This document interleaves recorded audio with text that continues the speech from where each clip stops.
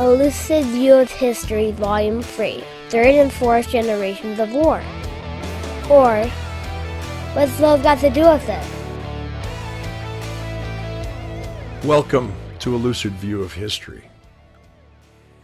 Our goal? Become marvelous strategists at the cutting edge by learning from the brilliant dead. The last time, we covered the first two of 4 generations of war. Now, these generations are characteristics. They are tools that you can use.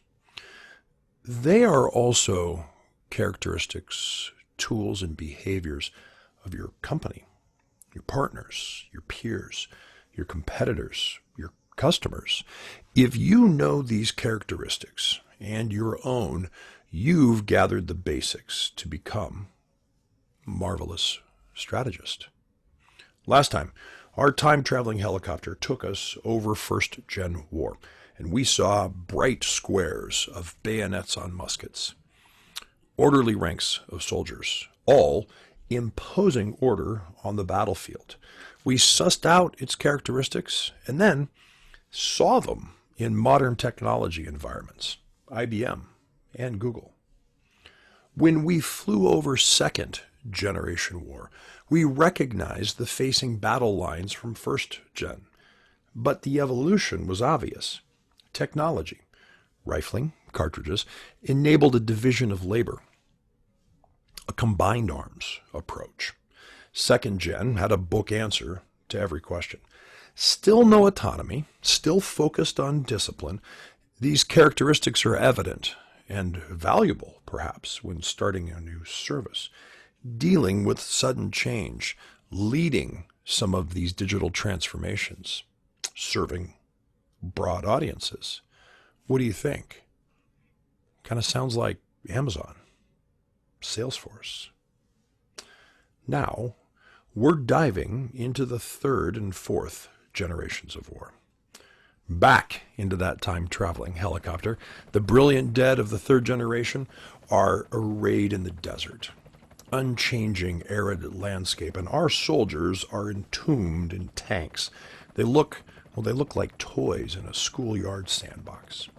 Here we have our first experience of serious delegation. Initiative is rewarded.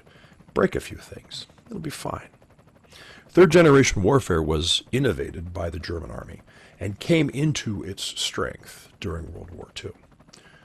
Rather than impose order on a chaotic battlefield, they adapted to disorder, took advantage of it. In this generation, speed, tempo, took precedence over firepower. The goal was to present the enemy with unexpected and dangerous situations faster than he could cope with them. They invented non-linear tactics, refusing to hold the line in many cases, preferring to flow like water around enemy strongpoints, push to the rear, roll up forward from the flanks. In North Africa, Montgomery and Rommel tore up the desert as they jockeyed for position and dominance, all while their leaders have little idea or control over what they're doing. Let's hear them. Rommel says, "I would rather be the hammer than the anvil." Montgomery, "In my profession, you have to mystify the enemy." Perfectly matched and exemplifying third generation war. Third generation war focused outward at the situation, the enemy, the result that a given problem necessitated.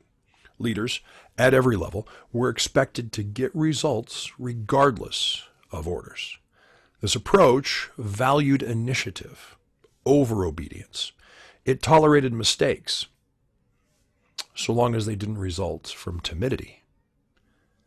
This looks like Agile. Its delegation of responsibility and autonomy shares characteristics with Walmart's and Costco's go-to-market approach.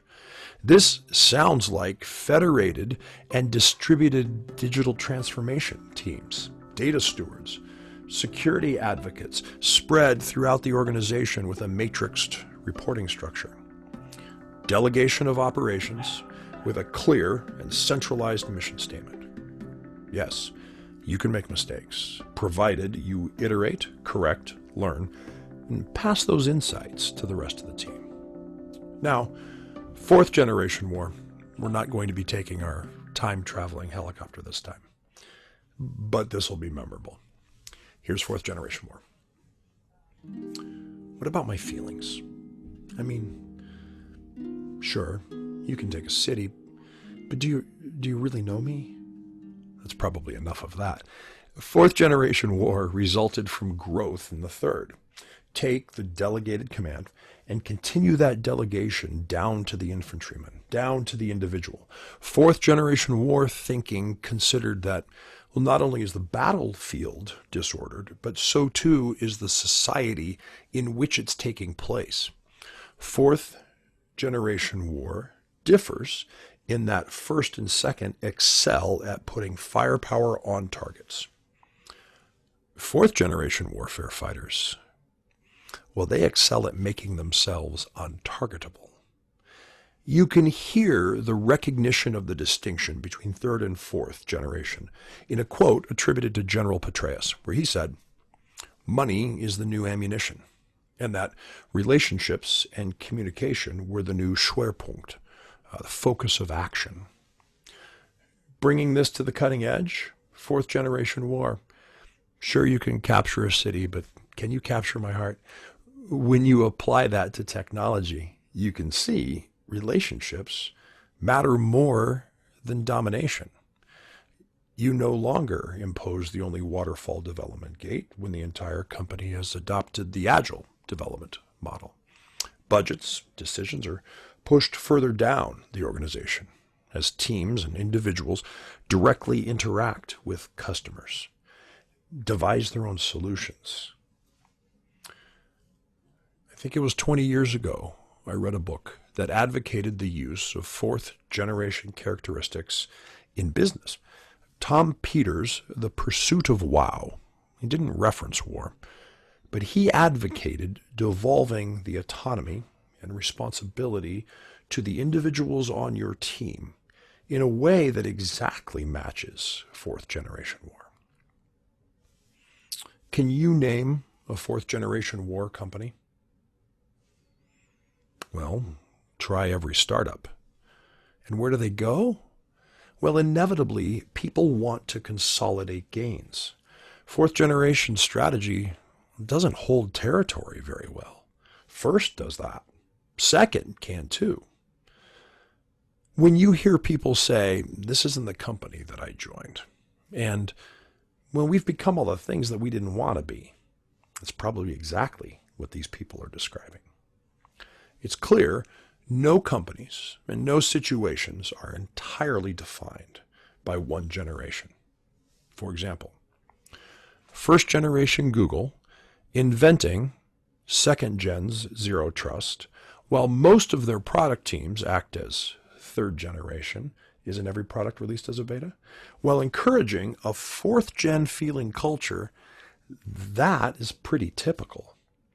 Your goal is to be a marvelous strategist. So you will look at these generations and their characteristics as if they were tools in your bag. You'll recognize that your job is to examine the problem facing you, understand the characteristics used by other participants and those welcome in the environment, and decide which tool to use to create something worthwhile. Those are your hints. Here lies your epiphany. What generation is your company? What generation are your cloud ops, information technology, security, sales teams? Which generation are your adversaries, your competitors, your doubters? What tools will you select from each of these four characteristics that might solve a problem you've been facing for months? How will you employ your resources so that you move to a position where you have a larger number of beneficial choices available to you? Next episode, Nemesis, the inescapable cause of downfall. the kryptonite to your best strategy. Thank you for joining me. Please subscribe to the channel to be notified when the next episode launches. And I'm looking forward to your comments, especially your favorite Brilliant Dead and Cutting Edge mashups.